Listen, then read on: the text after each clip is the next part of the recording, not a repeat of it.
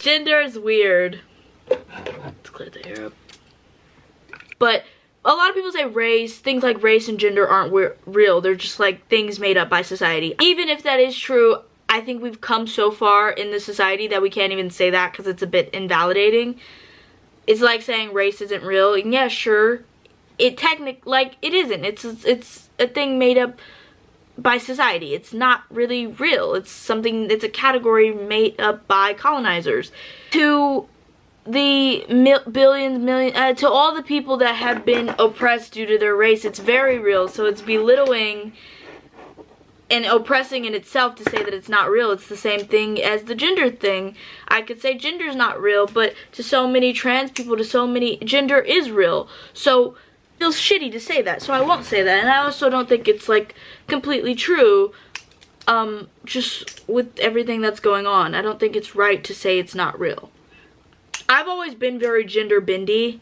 I've always looked up to role models and people, things that have been gender bendy, because for me, I've always gone with the MO of I don't really care.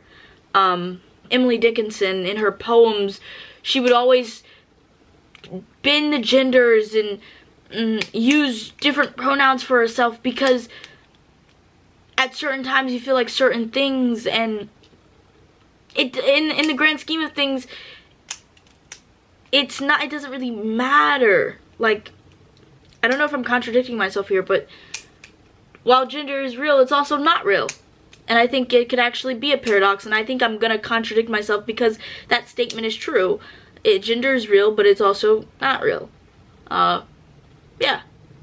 But yeah, when you look at yourself, I've always went with that, where it's do whatever makes you feel good, go by whatever makes you feel good, whatever name, whatever pronoun, whatever, like, do whatever makes you feel good, because why not? Who fucking cares what the next person is doing? And it's just miserable to see so many people, especially in today's news and today's legislation, to see people care so much and be in the other person's business. And how dare you? How dare you tell a trans person that they're invalid? You've never had their experience, and it's not really your fucking business, you know? Like, it's not. Why do you fucking care? I don't understand it. I'll never get it. I can't get into the mind of somebody who is transphobic or sexist or racist, because why do you care? It doesn't make any sense. And I'm rambling here, and this is going into many different points, but what got me here was 2 weeks ago I went to prom. 2 weeks ago I went to prom. And I got really dressed up, and I was very, very feminine. And I thought I would like it, because, you know, I wear makeup. I'm wearing makeup right now. I wear a little bit of makeup, what I'm comfortable with. So I thought, oh, like, I'm gonna really like me in a full face of makeup. I did not. But yeah, I looked at myself in the makeup, and I just didn't feel like me. It was weird, because I never really, I don't think of myself as very feminine, but I don't think of myself as very masculine either. Even going as far to say is, I don't really care about pronouns. Like, somebody could call me it, and I wouldn't give a fuck. I don't know if that makes me like non-binary, or like, I don't know what that means, but I just don't care. Like, cause I remember that night being awful. Like, I just felt this, like, depressed, just dread from it, and it just made me so uncomfortable. I wanted to get out of it. The lashes and the... I don't know. But yeah, that night was... And I couldn't cry, because I couldn't feel anything. I wanted to go to sleep. I just wanted to sleep in. I wanted to do nothing. It was awful. It depressed me for like a little bit. I don't think I have any pictures of myself from prom.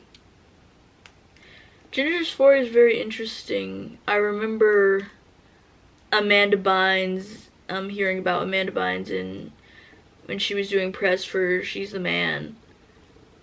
I remember her explaining a sort of dysphoria, because she saw herself as a guy, and I believe she said it made her sad, or it felt weird and, you know, dysphoric for her. I always thought that really interesting, because though gender is a social construct, it's something that we kind of feel deep down too. But was it implemented? Was it put in us by society? Or no, because even young kids are like, feel as though they're not who they dress up to be. Even young kids, very young children, get gender dysphoria before they can even assimilate into society.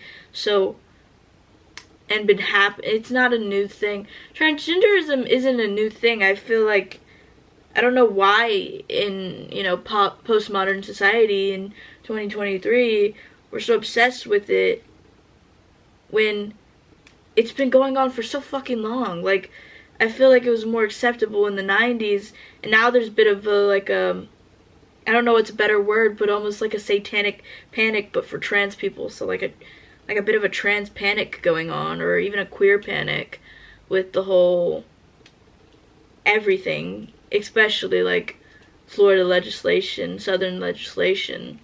Dude, the South cannot break.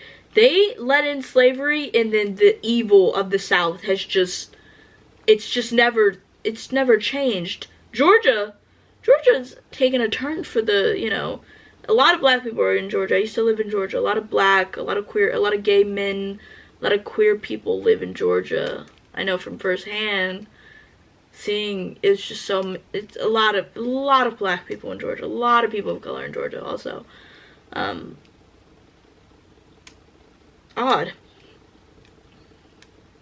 But yeah, we're freaking out. Well, I won't say we're, but fiscally conservative people are like freaking out about it. Like it's a new thing. Like it's something to be enraged about. And is it just that everybody's bored? It has to be. Everybody's bored. Because it doesn't make sense as to why we're like meddling into this trans thing. It doesn't make much sense. These people have to be fucking bored.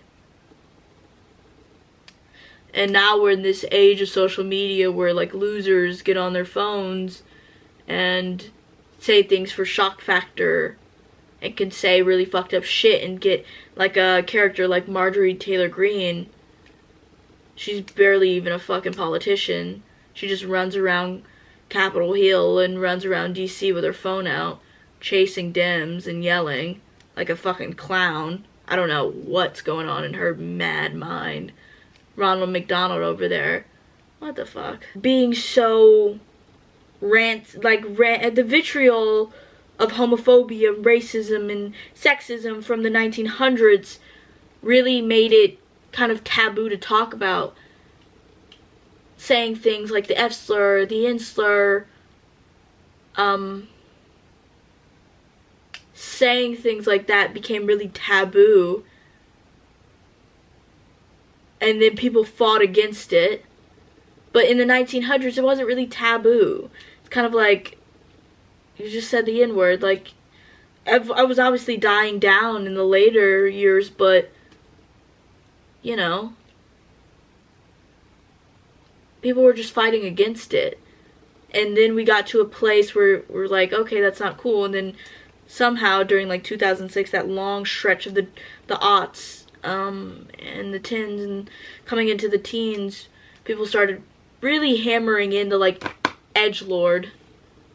And now with the generation of like Gen Z and like holding people accountable, and now that we're kind of like, maybe we shouldn't be saying those words, even if it's like edgy and fun. Like, maybe we should really fight against those words. I think there's a bit of a pushback from the right. So these people are on social media, and social media is filled with a bunch of young people. And young people are like, maybe we should stop saying the N-word. Maybe we should stop. I love how this is flipped completely. Maybe we should stop saying all these words.